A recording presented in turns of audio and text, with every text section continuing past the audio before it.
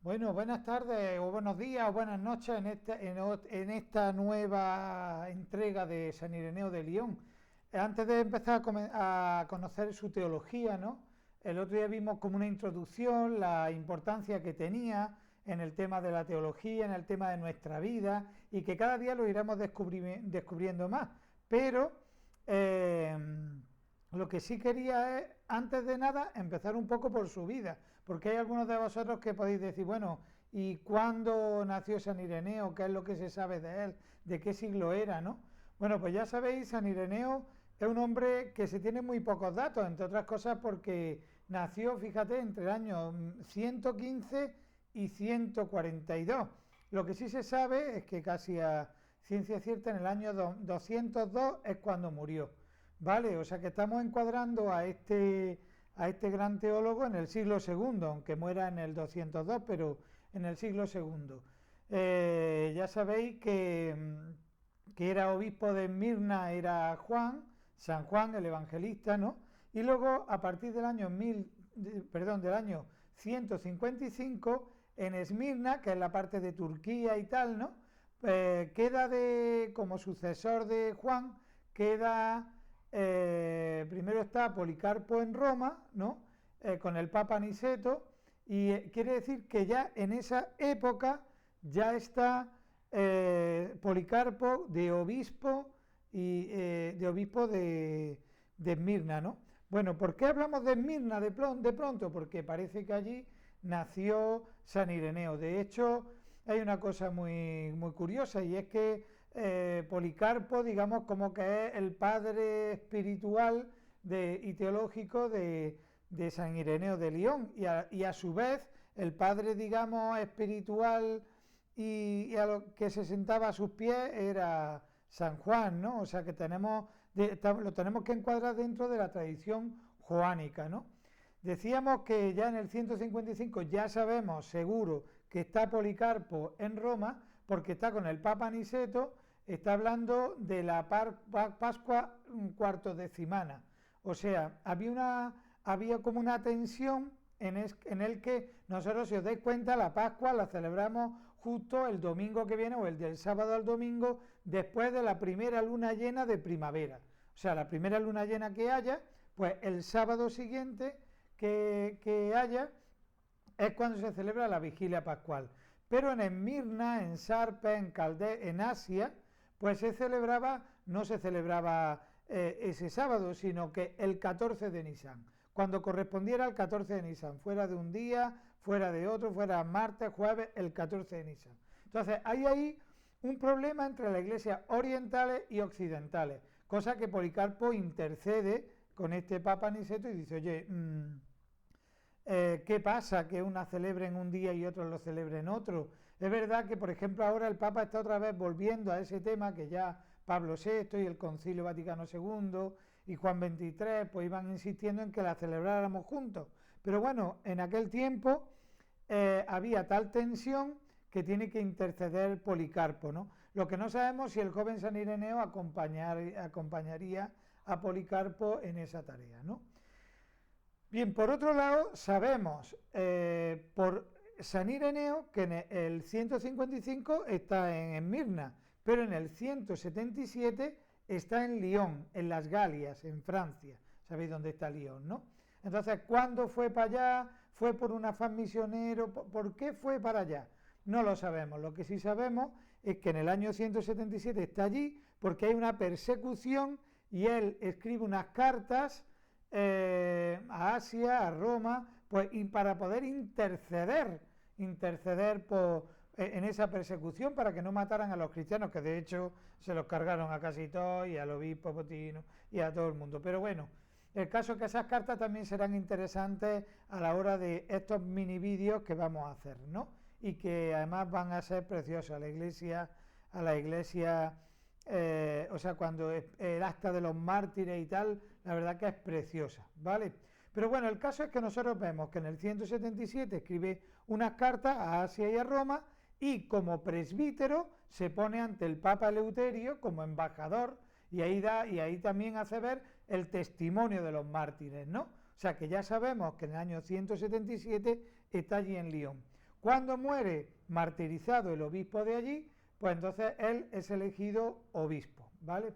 Pero es que fíjate, más adelante, ya con el Papa Víctor, eh, Ireneo también tiene que interceder de nuevo para la fecha pascual, porque también se vuelve a generar una tensión de por qué unos la celebran el 14 de Nisan y otro el domingo siguiente de la primera luna llena de primavera. Bueno, pues eh, tiene que interceder de nuevo ante el Papa Víctor porque había habido varios sínodos que hablaban de que era importante la uniformidad. Pero claro, desde la uniformidad hasta, hablar de que era necesario pues llegar a una uniformidad entre todos hasta tener que imponerla, pues claro, había un paso y un paso muy grande, hasta el punto de que Polícrates, obispo de Éfeso, ¿no? Pues escribe también una carta de protesta, de decir, oye, que a lo mejor es verdad que podemos ir recomendando cómo lo hacemos. Fíjate, si estamos en el año 2020 y todavía estamos con el mismo tema, pero dice, oye, no le vaya a quitar tampoco la identidad litúrgica de unas tierras, ¿no? Bueno, el caso es que él, frente a este Papa, Víctor, pues habla, porque tiene una acritud ante las comunidades que celebran la Pascua el 14 de Nisan y casi como con un abuso de poder quiere excomulgar a las iglesias de Asia, que pudiéndose producir pues un cisma tremendo, claro. Entonces eso hace que el obispo de Lyon, San Ireneo, vaya allí y en su calidad de nombre, Ireneo, Irene, de la paz, bueno, pues pueda reaccionar. No solo reaccionó a él, reaccionaron también otros muchos obispos, ¿no? Pero San Ireneo reacciona y escribe también una carta de amonestación y de hablar de la comunión en la divergencia. Pues es verdad que unos celebran unos días, otros celebran otros días, pero bueno, que nosotros podamos, dentro de esta divergencia, podamos estar en paz, o sea, de esa fama que tiene San Ireneo de pacificador. Fíjate que el año pasado que este tiempo ha sido nombrado doctor de la Iglesia, ¿no? Este mismo año, doctor de la Iglesia y doctor de la Iglesia de la unidad. O sea, cómo quería unificar entre unos y otros. Bien, además de con el Papa, también trataba con otros cabezas de iglesia, de distintas iglesias, para intentar pacificar y para que no se produjera un cisma entre unos y otros, ¿no? Bueno, pues también escribe otras cartas en este tiempo, ¿no? Sobre las distintas concepciones heréticas y tal, ¿no? Sostenidas por su compañero Florino, por ejemplo, ¿no? Contra el adopcionismo y el montanismo, que ya veremos un poco lo que es el adopcionismo, el montanismo y tal. Lo que nos interesa hoy es saber su vida, o sea, cómo él tiene un gran deseo de que haya una unidad y luchar contra esas herejías que estaban rompiendo lo que él le llama, y ya vimos en el otro vídeo, el espectáculo de la unidad. Bien, muere en el año 202. Es verdad que es muy raro porque a él se le llama como San Ireneo, obispo, mártir y doctor de la Iglesia, ¿no? Pero eso del martirio no sale a la luz hasta el siglo VI. Y claro, se supone que en la persecución de Septimio Severo, a principios del siglo III, como yo digo, el 202. Pero es verdad que no hay detalles hasta ese siglo, no se encuentran otros documentos sobre eso. Claro, es muy raro, porque cuando uno era mártir, claro, eso era el testigo de la fe, el testigo por excelencia. Es muy raro que no aparezca hasta el siglo VI ninguna documentación ni ninguna referencia a que haya sido mártir. Pero bueno, ahí lo dejamos. Se venera como mártir, se ha estado celebrando hasta ahora como mártir, y ahí la Iglesia lo sigue celebrando como mártir, ¿no?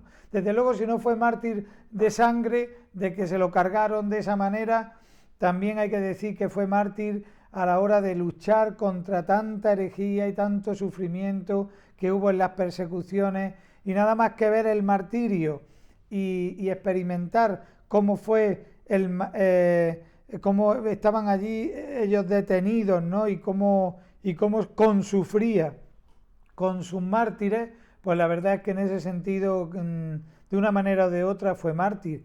Y bueno, pues esta es la vida de San Ireneo. Es verdad que no tenemos muchos datos. ¿Sabéis una cosa? No tendremos datos de su vida, digamos, objetiva, de hechos históricos.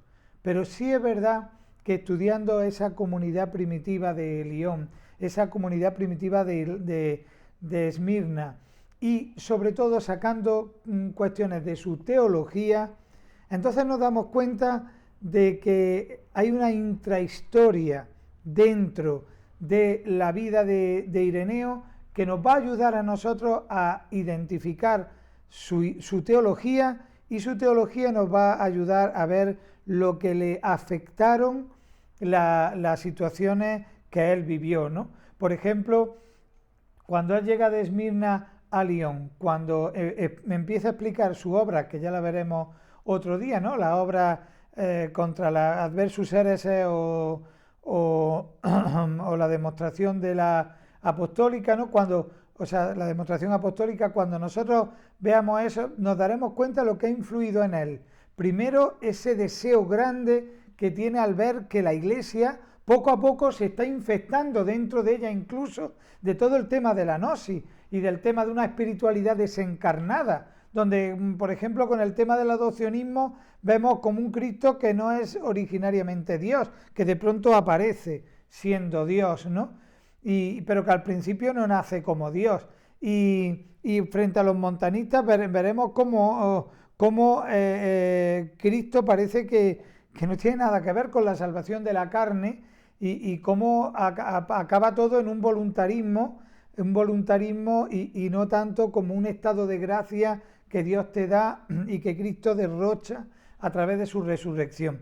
Entonces veremos cómo le ha afectado mucho las herejías que hay alrededor en su vida, hasta llegar a un punto que hay de alguno que dice, mira, es que me salí de los baños por no coincidir con este gnóstico, porque es que vamos, no tenemos que estar ni en el mismo techo, o sea, del dolor que le producía como algunas herejías estaban infectando la Iglesia, y como eran a veces con términos tan parecidos que al final los mismos cristianos estaban como dudando, ¿no?, sobre ese tema, que es lo mismo que nos pasa a nosotros, ¿no? Que a veces tú ves cosas de otras espiritualidades que se van metiendo, parece que son cristianas, pero al fondo están rompiendo todo lo que es el tema de la encarnación, de la salvación de la carne, de la salvación de lo humano, del cuerpo. El otro día mismo me decía una mujer allí en la parroquia, bueno, desde que usted ha dicho que esta resurrección es con nuestro cuerpo, aunque sea glorificado, pero con el cuerpo también, pues vamos, me he quedado pensativa con eso. Pues claro, porque todo nuestro ser, ¿no? Bien, pues todo eso en la herejía estaba poniéndose en peligro en la fe de la Iglesia, ¿no? Y también cómo ha sido afectado en su vida muchísimo por el tema del martirio. Él, te das cuenta que sigue toda esta tradición de San Justino del tema del martirio, de ser martirizado, de ser pues como el martirio como que ilumina todo el tema de la pasión de Cristo, de la vida del cristiano, de la vida de la Iglesia, del fin del cristiano, de ser imagen y semejanza de Dios, de Dios, pues todo eso está como afectado, toda su teología, por la teología del martirio. En fin, todo esto es lo que vamos a ver. Se me ha terminado el tiempo ya, y bueno, pues el próximo día ya iremos viendo algunas obras de él, las iremos clarificando, y luego la teología. No dejéis de seguir todas estas secciones que estamos teniendo, tanto los lunes como otros días, porque son interesantísimas y os daréis cuenta que se aprende mucho, ¿vale? Un abrazo muy fuerte, ya nos veremos el lunes que viene. ¿El lunes que viene? Sí, el lunes que viene. Porque es verdad que luego ya en Navidad lo dejaremos para poder continuar después de Navidad. Que en Navidad estáis con la familia, los turrones, las visitas, los viajes y las liturgias, que es tan importante el poder celebrarlas. Así que ya seguiremos después, ¿vale? Un abrazo muy fuerte, hasta luego.